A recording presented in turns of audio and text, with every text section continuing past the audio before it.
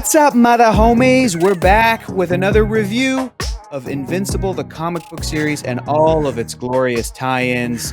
This is Heroes Reforged. I'm Hector. That's Adam. That's Augustine. We're back in it. We are basically reading what is probably going to make up season 2 of the Amazon animated series. Let's just get into it. We read volume 9, Out of This World. Here it is right here. Boom. With some nice spoilies on the cover. We got a new character there. We got Alan coming back. So I want to get into this.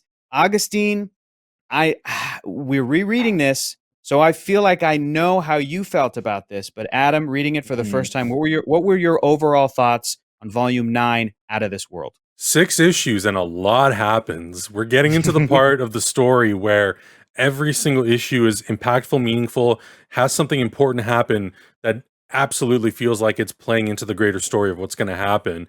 But it really made this volume a page turner. Like, I could not stop. And it was probably one of the most engaging volumes that we've read because of so many things happen. We meet new characters. Yeah. Some characters gain new abilities. We have moments between characters that I thought were really impactful and important. I loved seeing Alan the Alien come back, and I love the fact that he got to do some more fun stuff in this issue.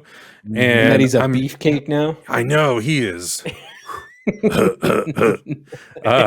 So I was saying this before we started recording. It really feels like this volume alone feels like it could be the next 8 episodes of a season. There's so much going on, and I loved it, and I thought it was really, really, really strong. And if this is an indicator of just how much better and better and better and better every volume gets, it's already great. It's already been great up to this point, but I feel like this volume really was able to propel us really into the story. We spent the good part of the first handful of volumes really getting to understand the characters and how they work, their relationships with each other, and that's been fantastic.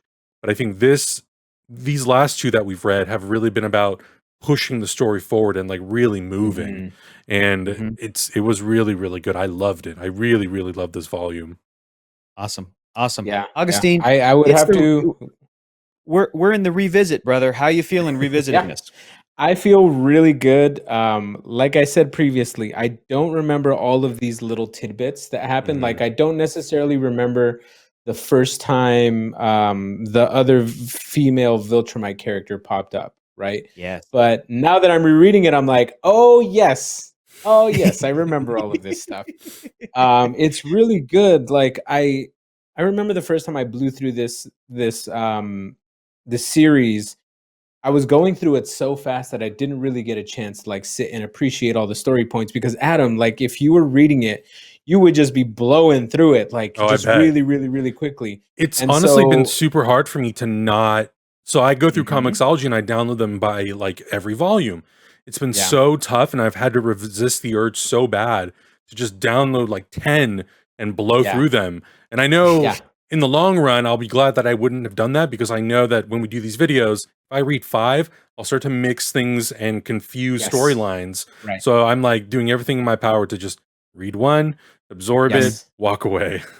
Right. That's why I'm really glad we're doing this, because now I can really absorb the story, really focus on who these characters are a week at a time, and really digest it for a couple days, and then really figure out what I love about this. Because thinking back on it, the initial time I watched it, I can only think of the emotions of the big moments, when Nolan, issue 12, and when Engstrom comes back and does some crazy shit, and all those bigger beats. But all these smaller beats are really what gives it the meat and potatoes, and where Kirkman is kind of really showing off his writing chops, and Ryan Ottley. I'm never gonna not talk about Ryan Ottley's art, because I feel like now at this point, Ryan's art is as much Invincible as Robert Kirkman's writing. It's just, it is everything. It is what's happening here, and it's just so good, so good. To talk about Ryan Ottley, I love how each of these books have that sketch section in the back, because absolutely reading through that just makes me appreciate the art even more. And when they briefly talk about the cover process, when they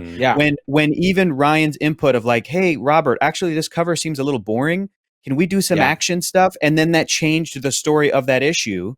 that Robert kind of ended up writing, where the And then immortal was mixed up in a fight you with, get really cute stuff oh like my this. God. Can you see, like, that's Monster Girl kissing Robot right there? Like, that's just super cute. I love Like, it. it's really cool stuff. And I love yeah, it. it's these kind of like it's like the bonus features on the behind the scenes DVD or Blu-ray or whatever. Like, it's the stuff that's just, it adds that little bit of spice to everything. That's just so good. It adds just a little bit of like that little personal touch, and you really get to connect with the comic book as really, really well. But yeah, overall, you're right, Adam. Super dense packed volume. We've really got a lot of ground to cover. So Hector, what did you think? I really loved it. I think that I didn't love it as much as the previous volume that we just read coming off of that. And I think it was because reading this, you guys are absolutely right. There's so many story threads that are being revisited from previous volumes of the series. And there's even new story threads being added for future stuff. At this point, it's just this incredible, like, weaving of stuff. It's almost like this, like, steel cable, and each one of the strings of this cable are something we've seen from issue 1. And Robert at this point is just stretching it out and making it so dense and so packed and so steel cable strong that each issue you're like, oh my God, there's so much stuff. And even despite all of that, I still felt while reading it, and this is not a knock, I still felt like a lot of it was setting things up for stuff to be paid off later. Do you know what I mean? It felt like a little bit of a transitionary volume where even though Mark meets this new female Viltrumite, it's not like the Viltrumites are attacking in this volume. Like, there is a lot of like, this is the status quo, and look forward to something that's going to happen at some point. And it's awesome, but it did feel a bit, and like Adam, you said, it may be the most engaging one yet. And I was thinking about why that is, because we're so invested in Mark. We're so invested in his relationships. He broke up with Amber, and now Eve is in the picture, and we're invested in Rex and him being a dick, but like this kind of heroic and funny, Mark. like, he's kind of turning. He's kind of making the turn at this point. And I just want to talk about that moment with Mark too. That was a reference to when Mark met Spider-Man, which I loved. When Rex was like, "Do you know how?"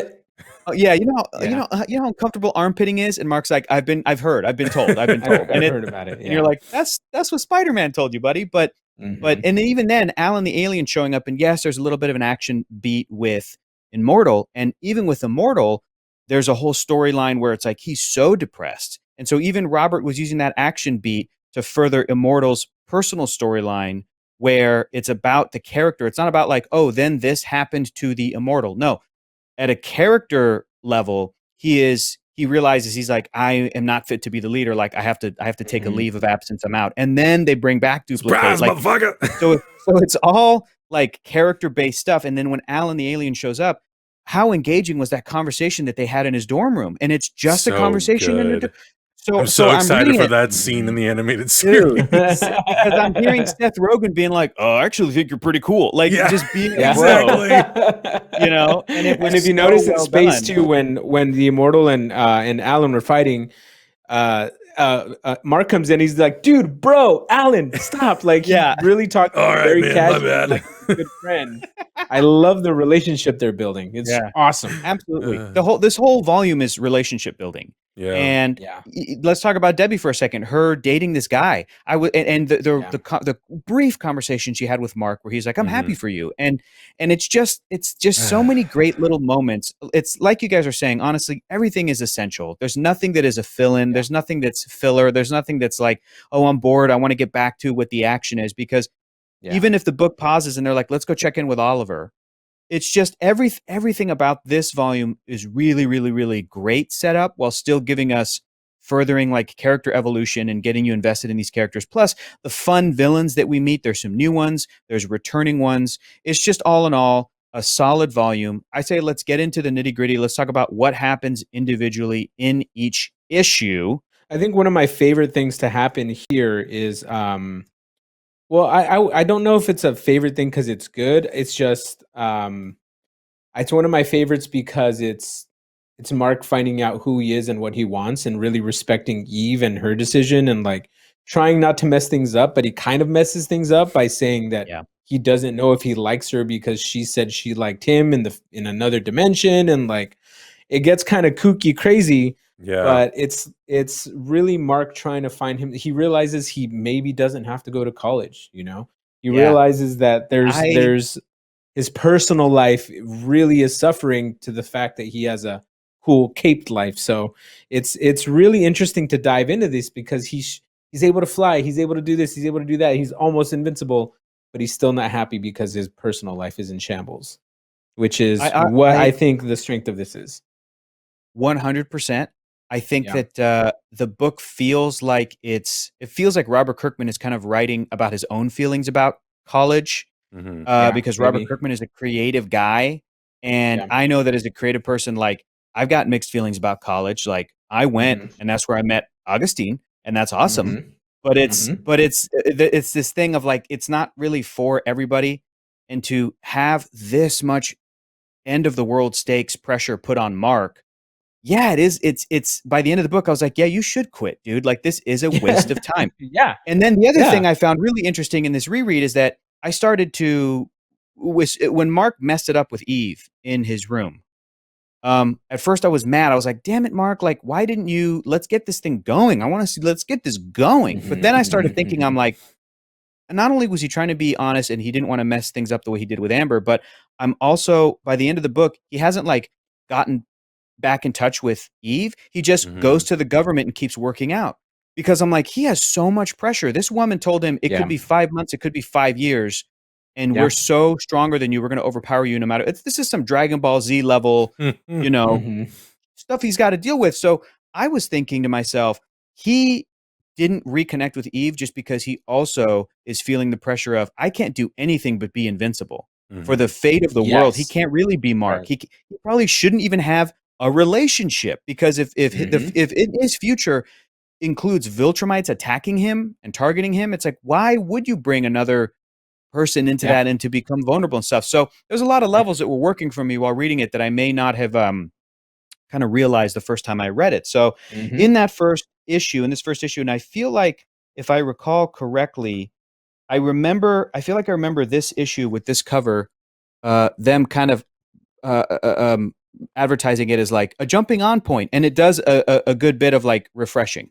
Characters are talking Yeah. about what happened with Omni Man, Yes. and it's a lot of here's the status quo in this first issue. We get a great cool new villain with the Giant, who we learn as an 8-year-old kid. Yeah, I really Uh, like that design. Yeah, that was great. Super cool. And you read the sketches in the back, and Ryan Otley had an initial design, and Robert Kirkman was like, "That's not cool." And then this design happened, and he was like, "That's super cool." That's what I But then at like. the end Yeah. of this, it's Oliver getting powers. Adam, what did you think about Oliver getting powers? Do you think he's going to be Invincible Boy or whatever? I mean, it was That's inevitable, such a right? bad name. That's such a bad name, by the Invincible. way.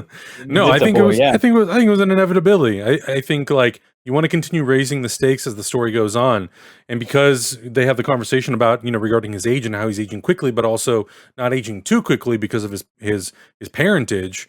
Um, I think it starts to create an interesting dynamic, and it starts to increase the stakes a bit because I don't personally know as a new reader exactly where Oliver's going to fall. If he's going to fall more on the side of his father, or if he's going to embrace more of his brother's side. And I think that Mhm. we're simultaneously, or right now we're about to get back into Superman and Lois, and that story also kind of has shades of that, where one brother has powers, the other one doesn't. Right now, it's a really good, happy home, but how are we going to continue raising the stakes? So I think it's really cool that we get to see this character. And look, like Mark may also find out about himself that there is a little bit of jealousy that this character gets powers earlier than he did. Maybe his father treats him Mhm. differently because of that. And if his father, and if he embraces his father, that also could affect his relationship with Mark. So I think they're really trying to build in really interesting arcs for all the characters. And I think if you're already going to go through the trouble of introducing all these characters and bringing them all in, you kind of have to do that. And I think it is challenging Mhm. in a book that has like a finite ending, Yeah. where you're going to bring in all these characters and you give them all of these sort of responsibilities in the story. It's cool to see that they're characters that are actually going to live up to that and hopefully fulfill those roles. And I think a lot of that also goes back to Mark. You guys were talking about how he's struggling with this internal battle with himself of who he is, what is his purpose, what is his identity? Should he continue school? I think you're completely right. I think this is a little bit of a commentary or a little bit of a reflection of Robert Kirkman's life up to that point, or right before he wrote this story of like, well, I'm a creative person, or I feel like my calling is greater than, being stuck in a classroom every day, or I feel like I have too much to worry about. Is going to school the priority? And I mean, he even admits in the book that I'm making enough money right now. Like Cecil's paying me enough, way more than Yeah. I would get at some other job that I would get, with a degree. What's the point? And I think we all go through that point in our life at that age where we encounter obstacles and we have to just kind of make a cutthroat decision of like an executive decision. Is this furthering me on the path of where I want to be, or is it just holding me back? And what am I going to Yeah. sacrifice? What am I going to lose if I cut that thing out of my life? Because, obviously right now, William's a big part of his life. Eve is, or not Eve. Help. Amber? Amber, sorry. Amber yeah. is like, he still cares about her. He still loves her. They may not be together, but I think he does feel this sort of like community responsibility to still make sure that he is looking out for the little guy that he's friends with, all the people around him. Mhm. So I think it's a lot of pressure on Mark to think big picture, to think little picture, and to also think selfishly. And I think we've all gone through that in life, and we're always trying to kind of balance that, spending time with family, with our significant others, and with friends. So it makes it feel more real. And I think being able to translate that potentially into the animated series, again, it's like another thing that will elevate that show and make it more than what it seems like on paper. So that's why I loved this issue, this volume so much, because it has so much depth. And like you guys were saying earlier, it's building up towards really cool things.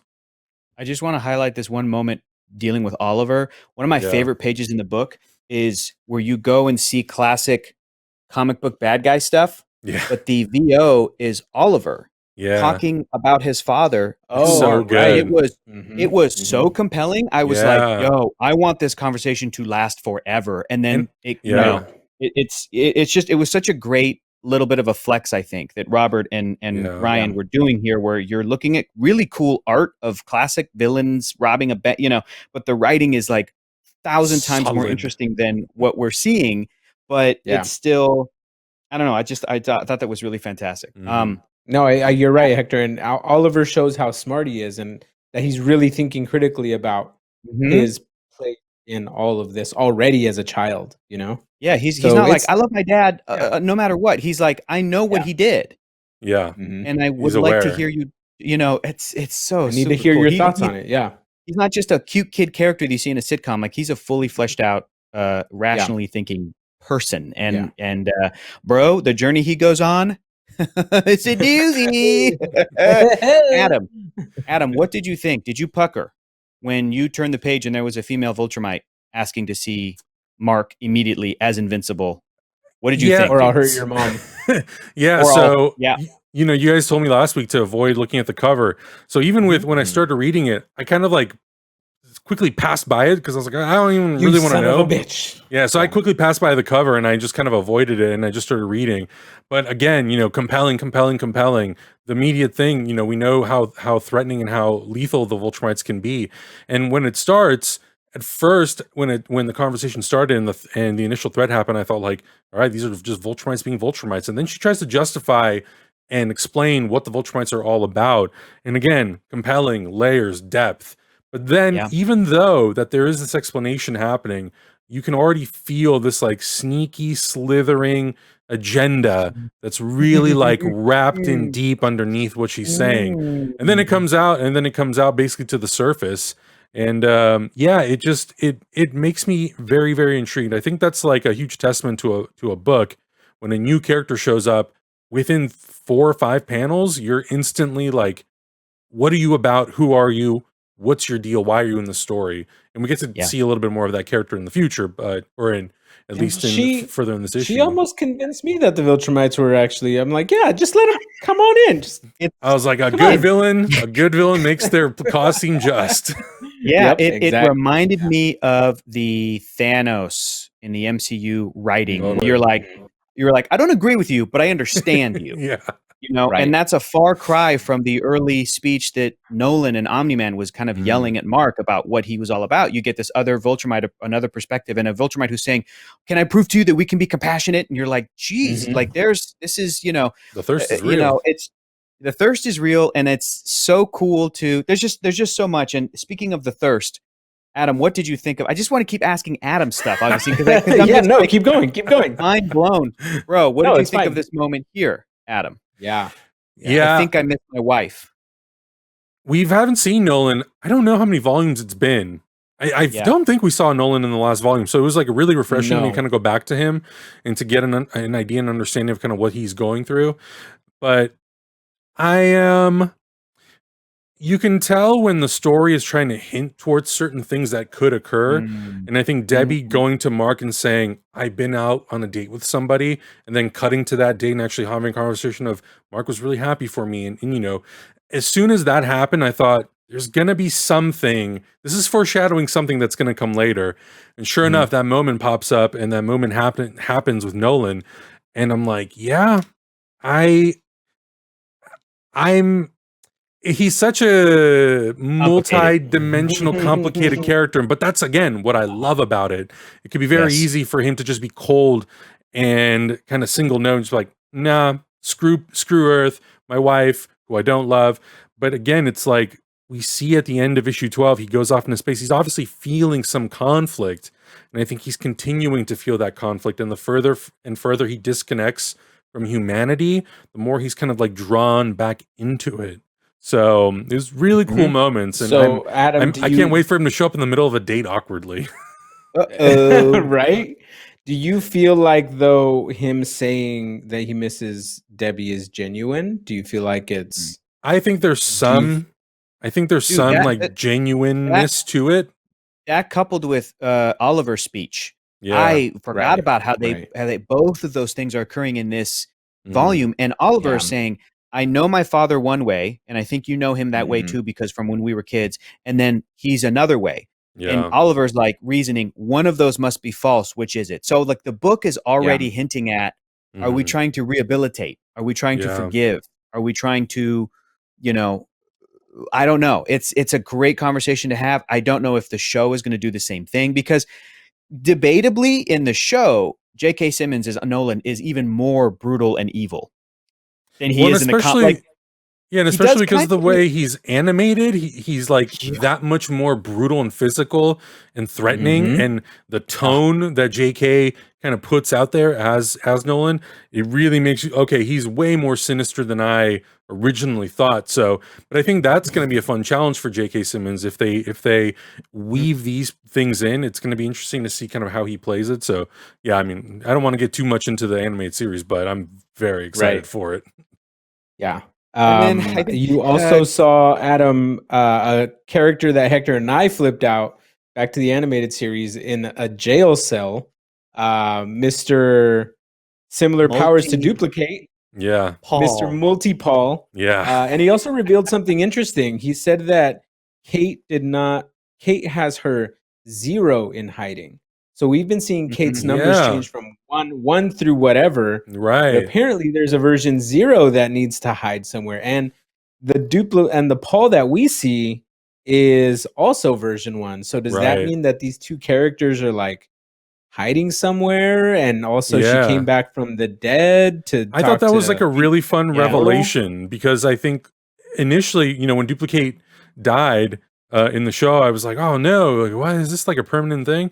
And then, you know, Mm. we read the book and same thing happened. So I was not expecting it, if I'm being totally honest. And I know they were trying to really layer on that like Immortal's going through a lot of emotional trauma, but I was so focused on Mark's story and what was happening there that I kind of I didn't let it I didn't let those foreshadowings Thinking. really like worry about it too much. But when it Yeah. happened and the revelation was like, oh, there's a 0 out there, I'm like, oh, damn, that's actually like a really, really, really smart way to Mhm. allow yourself the ability to like bring a character back if you want to. Because Yeah. you know, Duplicate, I like the fact that if you're going to bring back Duplicate, I have a feeling that it's going to be a way to like explore the story with those characters more, and to have her brother there, kind of the same thing, because we've seen little hints of him here and there. We've like seen glimpses of him, but we haven't actually like spent, this is probably the most time I think we've spent with him.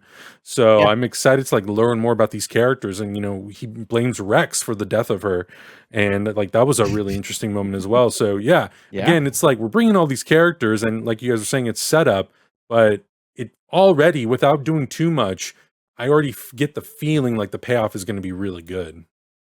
I could hear Mantzoukas being like, "You didn't tell me Yeah. that your brother was this much of an asshole," like that kind of delivery. Yeah. It was great, I think man. of all of the voices, Rex Explodes is the one that never changes in my head. Like that's the voice that stays in my head as Rex the whole time. Agreed. Yeah. I'm gonna be real. I really only heard J.K. Simmons in this book as Nolan when Nolan was like being angry. Then the J.K. came out. Right. But when he's kind of calmly like, I think I miss my wife. Like I wasn't even quite, No, like his voice got real soft. Like, it turned into something else. Not enough whiplash in this performance. Not enough whiplash, yeah. I think the last major thing too that little tease for future stuff is that Cecil Stedman had now an army of Reanimen with a little American flag slapped on their shoulder, and it's like we kind of saw that in the show even before before this sort of payoff in the comic. I don't trust D.A. Sinclair. Come on, man. No. Come on, man. Don't trust him. Cecil's a great character, too. I mean, just everything about this book is fantastic. So, guys, I think it's now time to announce what we're reading next, and it is not Invincible Volume 10. We're going to take a little bit breaky. We're going to explore the Invincible universe, and we're going to try a Volume 1 of a new tie-in series, of a new related series that is going to introduce a character that is going to be a part of the Invincible universe. We're reading The Astounding Wolfman, Volume 1, baby. The Astounding Wolfman, Volume 1. And I'm very excited because I have not read a single issue of this series yet. Been waiting to do it with you boys. It's going to be great to see, just like Brit, just like Tech Jacket, just like Capes, how it will then factor into the larger superhero universe of Invincible.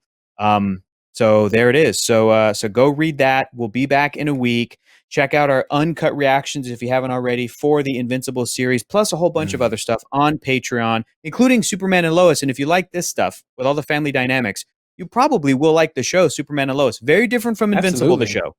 My God, could not be more different. But really delightful. But apparently, Superman would not lose to Omni-Man, according to my Twitter. So. I don't know. What are your thoughts? Dude. Drop that in the comments.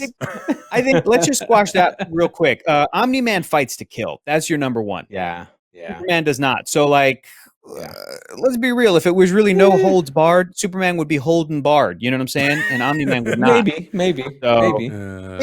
Think, internet. Think. Of course, it would be Omni-Man. Think.